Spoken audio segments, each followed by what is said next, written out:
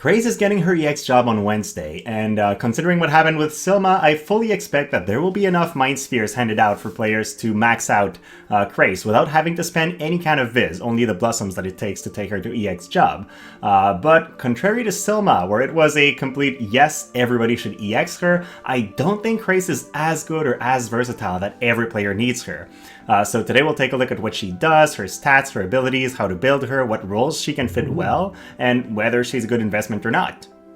Creysse's main role is as a single target debuffer and debilitator, so she has a lot of status effects in both gunner and sniper subjobs. She can break barriers, she can set people up for kills with a little bit of offensive buffs, but she's really mainly there to prevent the enemy team from doing their job. And at that, she does a really good job. I think she's one of the best units for that. Her damage is acceptable. It's below other ranged attackers like Frederica, like Winter Victoria or Lara Croft, but that's to be expected. She is still an MR unit.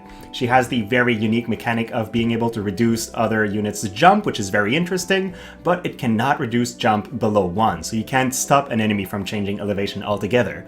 And then she is very squishy, more so than other ranged units, because she does not have access to reflex. So even though she has a little bit more HP, whenever somebody comes for her, she is likely to get killed in a single hit, which makes her, very easy to kill. Now, if we compare her stats with the other water gunners, we can see that she actually has the highest HP among all of those, slightly over Winter Victoria, which is good, but again, no reflex and no other sources of defense, so she is by far the squishiest of the bunch overall. She has less attack as well, roughly 10% less than the other options, which is not great, and she doesn't have any AoE attacks, so Winter Victoria has those in super large attacks. So if you're planning on getting a water gunner for damage purposes, don't pick Creysse. That is not her forte. She has slightly lower agility than Winter Victoria as well. She's not the fastest, but the 59 is not thrash tier. She's still playable. Decent dexterity, but terrible luck. So in terms of accuracy, she will struggle a lot. You need to equip her with an Alexandrite ring or any kind of equipment you have, probably the Odin Esper on top to increase her accuracy as well. Otherwise, she might end up miss a couple of the important attacks. She does not have any guaranteed hits in her kit. And then, weak to lightning, weak to slash. If you ever go against a cloud, you are doomed. And even then, against the Frederica, her slight missile resistance will not help her fight the lightning weakness. So there are a lot of tough matchups that are very meta right now for Creysse.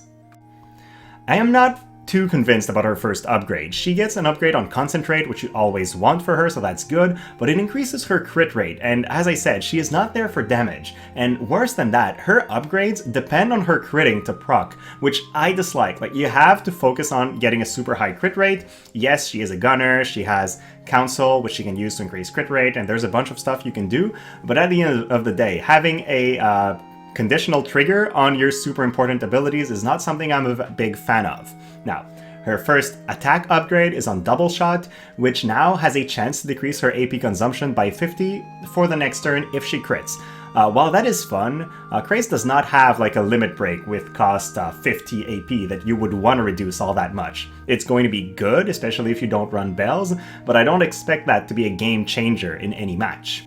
Her new ability though, very interesting. It's a line shot just like Sidewinder, so it's going to hit everything in the line, which is very cool, deals some decent damage, and decreases jump by 2 for 3 turns when critting. Now, the decrease cannot go below 1, which means you can't stop an enemy from changing basic elevation, but outside of that, it's really cool against those ninjas and whatnot. It has one major disadvantage though, it's a gunner ability. Gunner abilities are blocked by walls. So if your enemy is on the other side of a wall, and you want to prevent them from jumping over and coming to you, you can't hit them with the ability because the wall blocks the shot, which means you have to wait until they cross to decrease their jump, and then they're already on your side of the obstacle, so it's not that easy to land. I could imagine some manual play where you use that coupled with transposition to lock an enemy in a higher place where they can't get down, but in practice, it's going to be very hard to pull off. And there are many maps in the game where decreasing jump just does not have an impact, just like the cave map we have for Arena right now, where there is basically no elevation. So I don't know when this will come in handy, but it's unique. She's the only unit that has that, even today in JP. So for that, she gets bonus points. It's very interesting. So here's a sample build that I would run, and the idea is you run her with high faith and you fish for as many stuns, disables, and whatnot as you can get. Now, to make up for her lack of accuracy, I would give her Alex rank, Odin Esper, as much accuracy as I can get, and then some crit as you can get also from other passives and whatnot. You can tell she has 5,000 HP, it's not terrible for a gunner, but with her poor resistances, she will still die to one hit from most enemies. With 861 attack, she's not very competitive in the damage department, but 85 agility is fine, that is acceptable levels.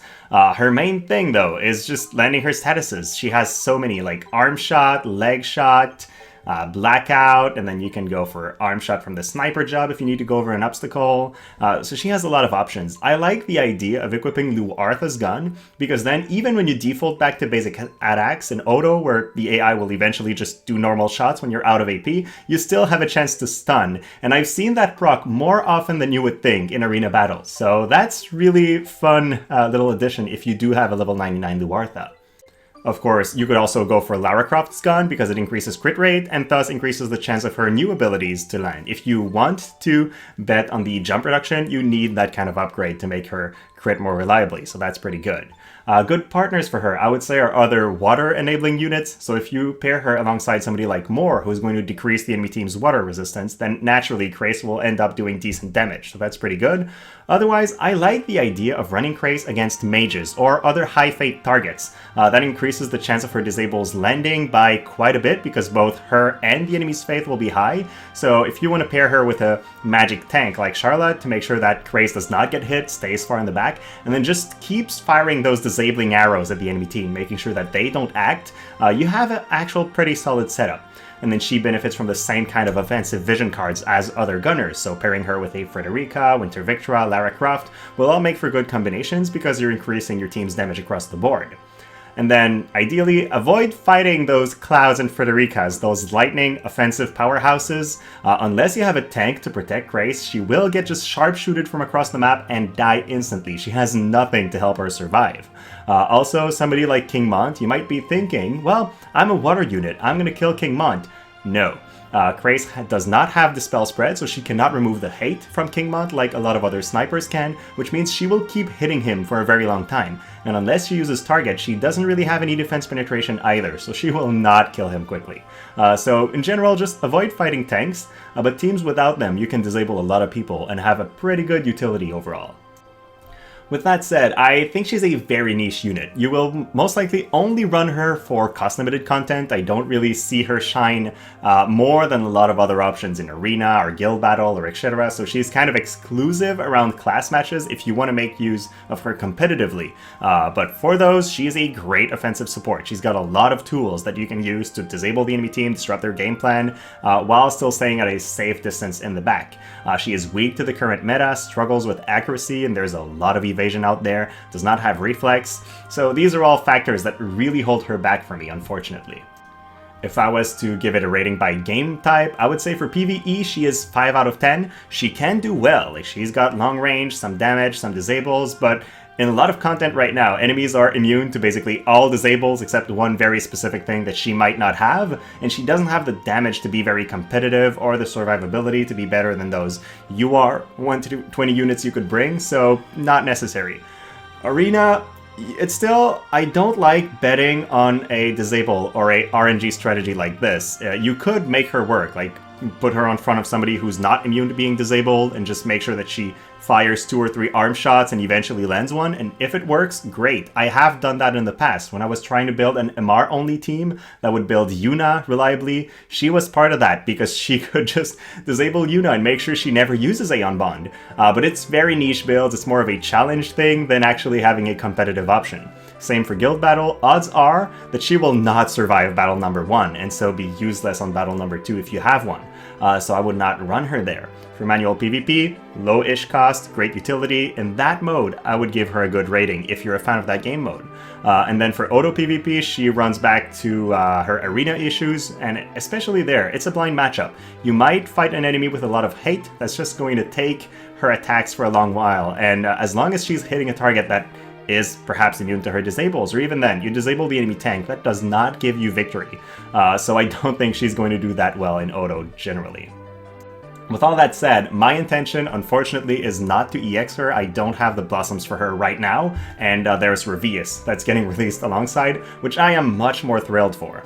So I don't think, even though players are getting her Mind Spheres for free, I don't know that she's such a good investment. She's the kind of unit that you can invest in if you feel like it and if you want to use her. But don't do it because you want to make your account stronger. That is not really the way it'll work. So, with that said, thank you so much for watching, guys. Have a great rest of your day, and we will see you next time.